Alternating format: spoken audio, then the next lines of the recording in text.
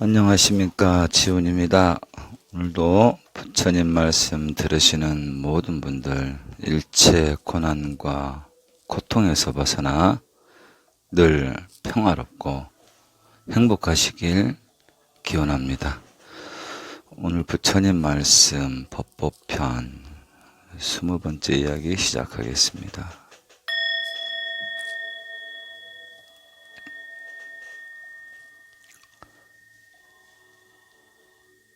법의 본말이라는 제목으로 오늘 이야기 시작하는데요. 부처님께서 사리뿌따 모갈라나와 함께 왕사성에서 안거를 지낼 때 모갈라나가 왕사성으로 걸식을 나갔다가 집장 바라문들에게 폭행을 당하는 사건이 생깁니다. 그들은 모갈라나를 기왓장과 돌로 뼈를 부수어 짓이겨 놓고 이제는 죽었다고 생각하고 떠나버리죠. 모갈라나는 한참이 지나서 의식을 회복하고 신통력으로 간신히 몸을 추슬러 사리뿌따를 찾아가 말합니다. 외도들에게 심하게 폭행을 당해 온몸에 뼈가 부서져 더 이상 견딜 수가 없소. 나는 이제 열반에 들고 싶어 존자에게 하직하러 왔소. 사리불이 당신은 신통력이 뛰어나는데 왜 피하지 않았습니까?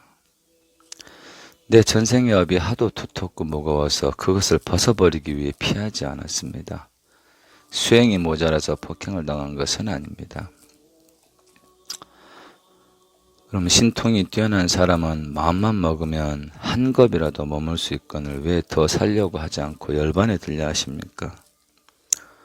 네, 사리불 존자의 말이 맞습니다. 하지만 부처님께서도 한 겁을 머물러 주신다면 나 또한 그렇게 하겠지만 부처님께서 머지않아 열반에 드시고자 하시니 내 그것을 참아 볼 수 없어 먼저 열반에 들려는 것이요. 모갈라나여, 당신은 잠시 기다리시오. 차라리 내가 먼저 열반에 들어야겠소이다. 사리뿌따는 부처님께 자신이 부처님보다 먼저 열반에 드는 것을 허락해달라고 3번이나 말씀을 드립니다. 그때 부처님께서 사리뿌따에게 물으십니다. 그대는 왜 한 겁쯤 더 머무르려 하지 않는가? 부처님께서 말씀하시기를 중생들의 목숨이 매우 짧아 한껏 살아도 100년을 넘지 못한다. 중생들의 목숨이 짧기 때문에 내 수명도 짧다고 하셨습니다. 만일 부처님께서 한 겁을 더 머물러 주신다면 저도 그렇게 하겠나이다. 부처님께서 이르시길 사리뿌따야, 너의 말과 같이 중생의 수명이 짧기 때문에 나의 목숨도 짧으니라. 그러나 그런 일은 의논할 일이 못 되느니라. 중생들은 붓다의 수명이 길고 짧은 것을 알지 못하느니라. 그릇이 작은 수행자로서 알 수 없는 4가지 불가사의한 일이 있으니 그것은 세계가 불가사의하고 중생이 불가사의하며 용궁이 불가사의하고 붓다의 경지가 불가사의한 것이니라. 그러하나이다 세존이시여. 세존께서 열반에 드시는 것을 차마 제 눈으로 볼 수 없사오니 저의 열반을 허락하시옵소서.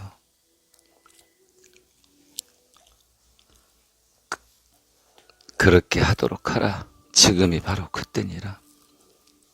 사리뿌따는 부처님 앞에 앉아 몸과 마음을 바로 한 뒤 생각을 목전에 묶어두고 초선에 들었다. 초선에서 나와 제2선, 제3선, 그리고 다시 제4선에서 나와 공무변에 삼매를 들고 거기서 나와 다시 식무변에 삼매에 들고 거기에서 나와 다시 무소유 경지에 삼매에 들고 거기에서 다시 나와 비상, 비비상 경지에 산미에 들고 거기서 나와 다시 멸진정에 들었다. 멸진정에서 나와 비상, 비비상의 경지의 산매, 무소유의 경지의 산매, 식무병 경지의 산매, 공무병 경지의 산매, 제4선, 제3선, 제2선, 초선에 들었다. 그리고 다시 초선, 제2선, 제3선, 제4선의 산매에 들었다가 깨어나서 비구들에게 말했다. 이것이 사자 분신 산매라고 하는 것이다. 사리붓다가 산매에 들었다 나오는 것을 본 비구들이 처음 보는 일이요, 놀랍고 기특한 일이라고 찬탄하였지만 사리붓다는 침묵한 채 부처님께 예배하고 물러났다. 대중들이 사리붓다의 뒤를 따르자 뒤를 돌아보며 말했다.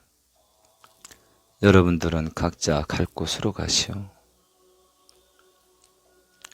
우리는 사리붓다님을 공양하고 싶습니다. 그만들 두시오. 그것으로 이미 공양은 끝났소. 나에게 사미가 있으니 그가 공양할 것이오. 그대들은 돌아가 부지런히 수행하여 고통이나 벗어나도록 하시오. 부처님께서 세상에 오시는 것을 만나기란 참으로 어렵소. 마치 우둔바라꽃이 피는 것을 보기 어려운 것과 같소. 또 사람 몸으로 태어나기도 어렵고 믿음을 성취하기도 어려우며 출가하여 법을 수행하기도 어렵고 집착을 모두 끊고 생사의 굴레를 벗어나기도 어려운 일이요. 부처님께서 늘 말씀하신 법에 4가지 본말이 있어. 첫째는 모든 존재는 덧없다는 것이요. 둘째는 모든 존재는 고통이라는 것이요. 셋째는 모든 존재는 자아가 없다는 것이요. 넷째는 열반은 영원히 고요한 것이요.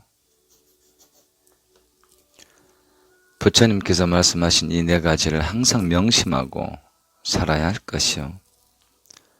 무성한 존재들이 영원하기를 바라는 것은 불가능한 일이요.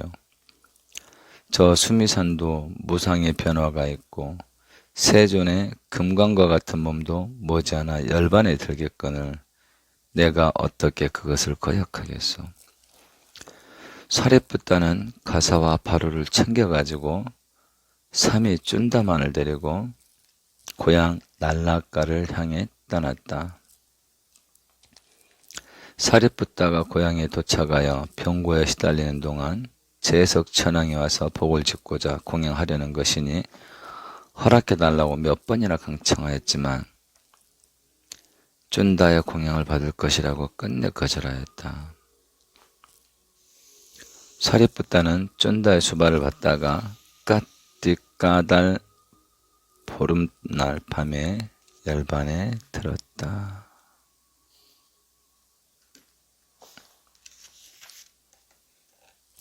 이 까띠까달 보름날이라는 것은 남방 계산으로 양력 10월 16일부터 11월 15일 사이에 보름달이라고 합니다. 참고로. 쭌다는 사리붓다의 화장을 마친 뒤 사리와 가사와 바루를 거두고 부처님이 계신 곳으로 가서 아난다에게 알렸습니다.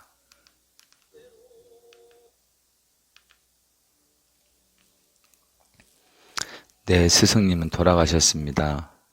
지금 사리와 가사와 바루를 가지고 와서 부처님께 올리려 합니다. 너도 나와 같이 부처님께 가서 이 사실을 말씀드리고 무슨 분부가 있으면 받들어 행하도록 하자. 쭌다가 부처님께 사리붓다 열반에 대하여 말씀드릴 때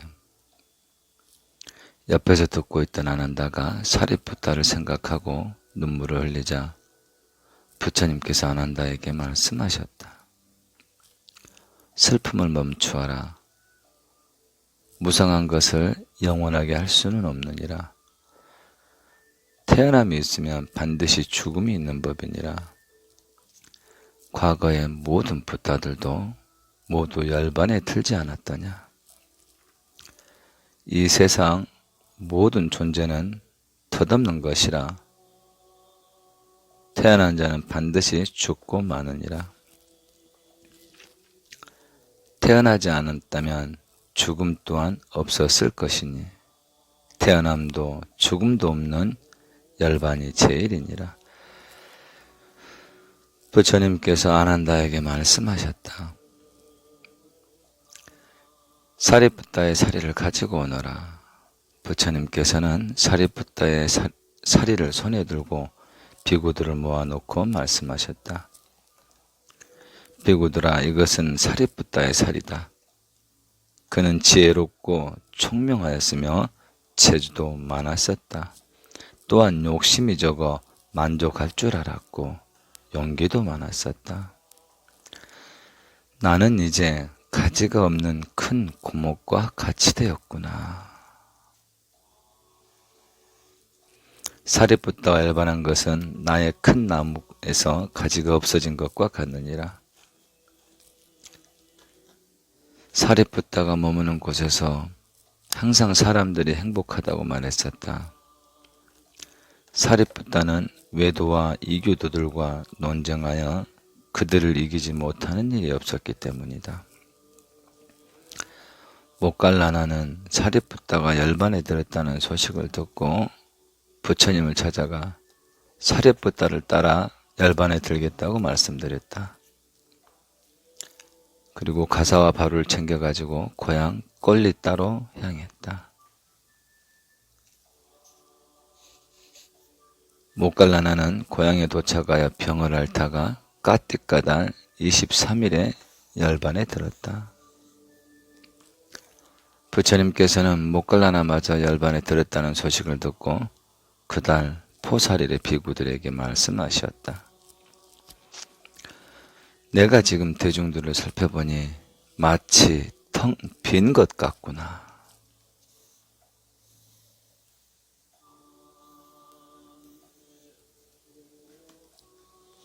실제로 부처님께서 부처님 다음으로 가사바루를 전수할 제자를 사리불로 생각하고 있었다는 대목이 많이 나옵니다. 문득문득. 근데 모갈라나까지 가시고 난 뒤에 대놓고 이렇게 말씀하시죠. 제2대 이제 부처님이 마하가섭존자도 있었고 아난존자도 있었고 뭐 지게제일 이발사도 있었고 이름이 갑자기 생각이 안 나는데요. 10대 존자를 비롯해서 여러 아라한들이 있는데 사리불과 목걸련이 비니까 마치 텅 빈 것 같다고 말할 정도로 자기 마음을 표현하시죠. 그래서 잠깐 이제 사리불하고 목걸련 존자를 얘기하면은 원래는 그 외도들의 제자였습니다. 사리불하고 목걸련하고. 그런데 어느 날 탁발하는 수행자 그 탁발하는 모습에서 너무 고귀한 품위를 느끼게 되죠. 고귀한 품위를 느껴가지고 가가지고 이제 묻습니다. 아니 당신은 저 사람이 저 정도면 저 사람이 모시는 스승은 도대체 어떤 존재일까라고 환희심이 일어납니다. 그래서 가서 묻습니다. 물으니까 그 제자가 제가 내일 꼭 그 부분 다시 이제 말씀드리겠는데요. 그 초전법륜 5명의 비구 중에 1명이었거든요. 그래서 부처님을 모시고 있습니다. 그럼 부처님의 그 대의는 무엇입니까? 그러니까 부처님의 이제 그 사성제 법을 얘기해 줍니다. 그러니까 그때 당시 이제 산자야라는 아주 큰 스승의 제자였던 사리불과 목걸련이 그 부처님의 초전법륜 5대 비구 중에 한 명이었던 그 비구의 그 탁발하는 모습을 보고 마음을 일으켜서 찾아가 묻고 당신은 누구의 제자냐? 부처님이 제자다. 부처님이 어떤 분이냐? 부처님께서는 이런 말씀하셨다. 그 얘기를 듣고 산자야의 왼팔 오른팔 인격인 사립을 못 걸려니 그대로 부처님이 떠나서 가버립니다. 그러니까 그때 따랐던 250명의 그 수행자들이 다 같이 따라서 가버립니다. 그래서 검증되지 않은 건데 산자야는 쉽게 말로 완전히 털려버린 거죠. 그래서 너무 분하고 울어서 뭐 피를 토하고 죽었다는 말도 있는데 이거는 사실인지 모르겠고요. 그만큼 상처가 컸겠죠. 그렇게 사리불가 목걸련이 이제 들어와서 250명과 함께 들어와서 수행하면서 부처님께 이렇게 총애를 받게 되는 거죠. 내 다음에 내 회상을 물려받을 사람이 있다면 그건 사리불이 될 것이다라고 제가 일전 강경 때도 말씀드렸던 것 같아요. 그래서 이렇게 목갈라나마저 고하고 열반에 들었다는 소식을 듣고 그 포사리에 제자들에게 부처님께서 이런 말씀 하셨다는 게 참 가슴이 많이 아픕니다. 내가 지금 대중들을 살펴보니 마치 텅 빈 것 같구나. 대중 가운데 사리붓다 목갈라나가 없기 때문이다. 그 두 사람과 함께 거닐 때는 쓸쓸하지 않았었다. 그들은 항상 외도들을 항복받을 수 있었느니라. 비구들아, 재물의 보시를 바라는 사람은 사리붓다와 목갈라나에게서 구하고 법의 보시를 바라는 사람은 내게 와서 구하라. 지금 나 붓다에게는 제물로 베풀어 줄 것이 없느니라. 너희들은 오늘 사리붓다와 목갈라나의 사리에 공양하도록 하라. 제자들이 묻습니다. 사리붓다와 목갈라나의 사리에 어떻게 공양하리까? 갖가지 향과 꽃을 모아 내 거리에다 사리탑을 세워라. 번뇌를 모두 끊어버린 나라 하는 다시 윤회의 몸을 받지 않고 그 청정함이 하늘의 금과 같으며 탐진치 삼독과 5가지 번뇌가 다시는 나타나지 않는다. 그런 까닭에 나의 제자들 가운데 아라한이 된 이를 위해 탑을 세우느니라. 이렇게 부처님이 열반하시기 전부터 아라한가를 택한 수행자들을 위해 탑전이 세워졌음을 우리는 역사를 통해서 알 수 있습니다. 정일암경 제18장, 자바암경 제24장에 사리불과 목걸련의 그 열반에 대해서 나옵니다. 우리가 적정열반이란 말을 한번 짚고 넘어가야 되는데요. 열반이란 것은 수명이 다해서 가는 걸 우리가 이제 육신의 몸을 먹고 다시는 그 윤회가 없는 곳으로 가는 걸 열반이라고 사전적 의미인데 요즘은 사람들이 임종하시면 열반 하는데요. 우리가 잘 새겨서 좀 써야 될 것 같습니다. 그분이 열반 하실 제목이었는가 알고 열반을 써야죠. 그래서 스님들이 이렇게 우리가 품위를 세워주는 말로 열반을 하셨다는데 과연 열반하신 분인가 그것도 우리가 생각해 볼 필요가 있고요. 적정열반이란 것은 사리불과 목걸련처럼 갈 때가 되지 않고 능히 안 가도 되지만 몸을 버리는 것을 적정열반 또는 무여열반이라고 합니다. 그 부분도 알아두시면 좋고요. 오늘은